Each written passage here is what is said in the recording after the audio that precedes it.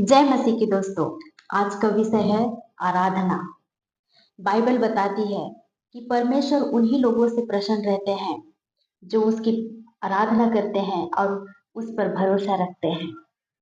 हम जो कुछ भी करते हैं जिससे परमेश्वर को खुशी मिलती है वह आराधना का एक हिस्सा है।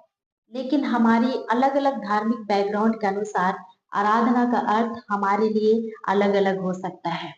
आपके लिए हो सकता है आराधना का मतलब रविवारी आराधना, जिसमें परमेश्वर की महिमा के लिए गाना गाना, प्रार्थना करना और परमेश्वर का वचन सुनना। या हो सकता है धार्मिक समारोह, मोमबत्तियां जलाना और प्रभु भोज ग्रहण करना। इसके बावजूद आपके लिए आराधना का मतलब हो सकता है चंगाई, चमत्कार और पवित्र आत्मा की उपस्थिति का अनुभव। स्वाभाविक रूप से ये सभी चीजें आराधना में शामिल हो सकते हैं, लेकिन आराधना इन सभी चीजों से कहीं अधिक है। वास्तव में आराधना एक जीवन शैली है, एक लाइफ स्टाइल है। अपने जीवन में हमेशा 3 बातों को याद रखें। पहला, म्यूजिक या संगीत आराधना नहीं है। आराधना इससे भी कहीं अधिक है। कई लोगों के लिए आराधना का मतलब होता है परमेश्वर के लिए गाना गाना और बजाना। लेकिन आज ये एक बहुत बड़ी मिसअंडरस्टैंडिंग है। चर्च सर्विस का हर एक इस हिस्सा जिसमें हम परमेश्वर के लिए महिमा के लिए गाना गाते हैं, बाइबल पाठ करते हैं, परमेश्वर का वचन सुनते हैं और ऑफरिंग देते हैं, प्रभु भोज ग्रहण करते हैं और हम जो कुछ भी परमेश्वर की महिमा के लिए करते हैं वो सब आराधना है। दूसरा, आराधना आपके अपने बेनिफिट या लाभ के लिए नहीं है। आपने सुना होगा चर्च के बाद कई विश्वासियों को ये कहते हुए कि आज का आराधना बहुत अच्छा था, बहुत अच्छा अनुभव हुआ। और वही कई दूसरे विश्वासियों को ये कहते हुए सुना होगा कि नहीं, आज का आराधना कुछ कुछ खास नहीं था। अगर आप भी इनमें से एक हैं तो याद रखें, हम जो प्रत्येक रविवार को परमेश्वर की आराधना करते हैं वो आपकी खुशी के लिए नहीं है। यशायाह 29 अध्याय उसके 13 में कहते हैं, ये लोग जो मुंह से मेरा आदर करते हुए समीप आते परंतु अपना मन मुझसे दूर रखते हैं और जो केवल मनुष्यों की आज्ञा सुन सुनकर मेरा भय मानते हैं। इसलिए जब भी हम परमेश्वर की आराधना करते हैं, हमारा लक्ष्य होना चाहिए आराधना के माध्यम से परमेश्वर को प्रसन्न करना, ना कि खुद को, क्योंकि आराधना परमेश्वर के लिए है। तीसरा, आराधना आपके जीवन का एक हिस्सा नहीं है, यह आपका जीवन है।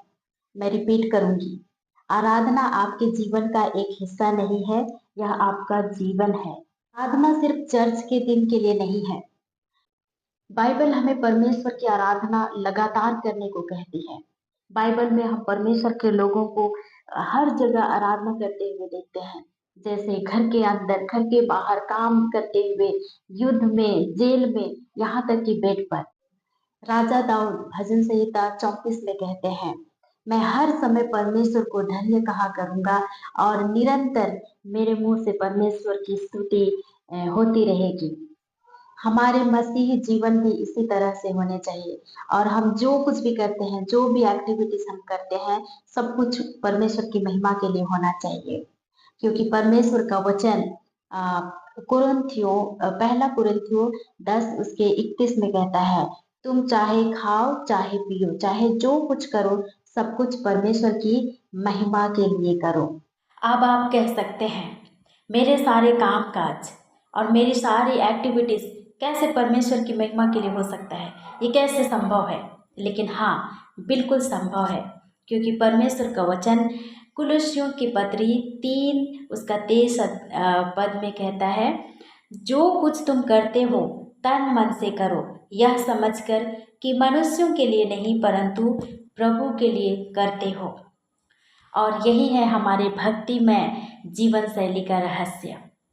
हम जो कुछ भी करते हैं, हमारा खाना पीना, सोना, उठना बैठना, घूमना फिरना और सब कुछ, जो कुछ भी हम काम काज करते हैं, सब कुछ जब हम इन सभी को परमेश्वर की इच्छा के अनुसार और उसकी खुशी के लिए करते हैं, और जब हम इन सभी को परमेश्वर को समर्पित करते हैं, ये सब कुछ आराधना बन जाता है। इसलिए मेरे प्रियो, आप अपनी जीवन शैली को ऐसे बनाएं, अपने लाइफ स्टाइल को ऐसे बनाएं जिससे परमेश्वर प्रसन्न हो, जिससे परमेश्वर को खुशी मिले। परमेश्वर इस वचन के द्वारा हम सभी को आशीषित करे। आमीन।